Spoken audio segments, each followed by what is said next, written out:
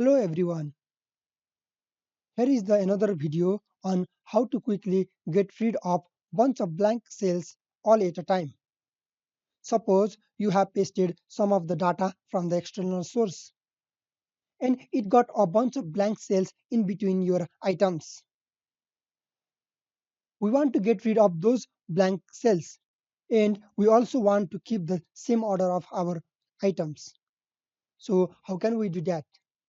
So here is the video for you all. First of all, you have to select your data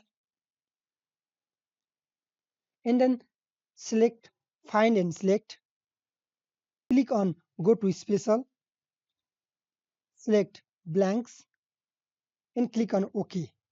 Now your blank cells are selected. If you want to highlight them, you can highlight with a color, and if you want to delete those cells, then simply click on delete and select the delete cells. Now select shift cells up and click on OK.